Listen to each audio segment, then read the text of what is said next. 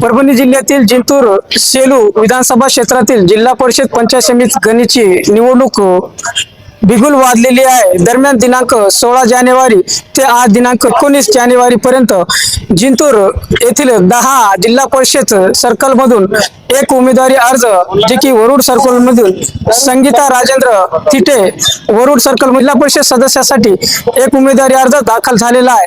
तर वागी सर्कल मधील भोसी येथे विजय ठोंबरे यांचा एक पंचायत समिती एका गणासाठी उमेदवारी अर्ज असे 2 उमेदवारी अर्ज दाखल करण्यात आलेले आहे। आपल्यासोबत बोलण्यासाठी या ठिकाणी विभागीय अधिकारी संवाद साधणार आहेत, त्यांचं काय म्हणणं ते पाहायचं आपल्याला। मी शैलेश लाहोटी, निवडणूक निर्णय अधिकारी, जिल्हा परिषद पंचायत समिती सार्वत्रिक निवडणूक 2026 जिंतूर।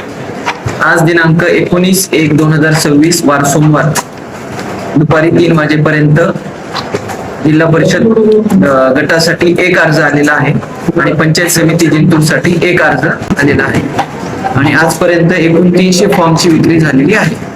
शेवटचे 2 दिवस फॉर्म भरण्यासाठी शिल्लक आहे। दिनांक 20/1/26 व 21/1/26 दुपारी 3 वाजेपर्यंत उमेदवार आपले फॉर्म भरू शकतात। महाराष्ट्र राज्याच्या नामदार तथा परभणी जिल्ह्याच्या पालकमंत्री मेघना दिदी बोर्डीकर, माजी आमदार रामप्रसाद बोर्डीकर यांच्या नेतृत्वाखाली भाजप पक्ष 10 जिल्हा परिषद सर्कल व 20 पंचायत समितीच्या गणमध्ये भाजपकडून उमेदवारी देणार असल्याची माहिती मिळत असून अद्यापर्यंत त्यांच्याकडून कोणत्याही उमेदवाराची घोषणा करण्यात आलेली नाही।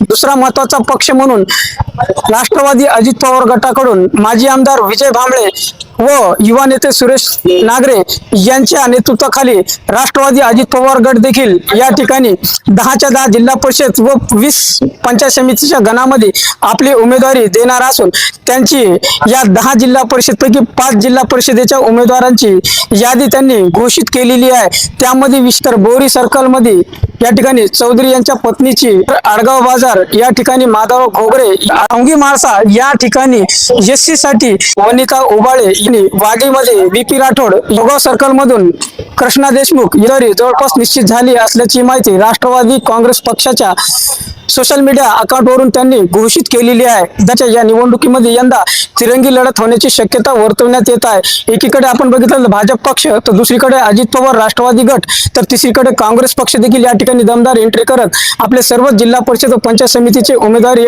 अर्ज टाकणार असल्याची माहिती सूत्राच्या वतीने मिळत आहे। दरम्यान या ठिकाणी विशेष बाब हीच आहे की अनेक पक्षाची जवळपास जिल्हा परिषद पंचायत समिती गणमध्ये फायनल झालेला आहे। 21 जानेवारी दुपारी 3:30 वाजेपर्यंत उमेदवारी अर्ज संपल्यानंतर एबी फॉर्म लावायचे आणि उमेदवारी अर्ज 3:30च्या नंतर लावल्यानंतर बंडखोरीचा जे प्रयत्न होतो हाणून पाडावा या हेतूने सर्वच राजकीय पक्षाने वज्रमुठ बांधून या ठिकाणी कोणतीही उमेदवारी जवळपास निश्चित केले नसल्याचे चित्र सध्या घडीला जिंतूर जिल्हा परिषद पंचायत समिती निवडणुकीमध्ये दिसून येत आहे। पुढील भाग असे की आता जिंतूर जिल्हा परिषद पंचायत समितीमध्ये कोणत्या पक्षाचा झेंडा याबद्दल तुमचे काय मत आहे? सहार न्यूज चॅनलच्या कॉमेंट्स मध्ये निश्चित कळवा।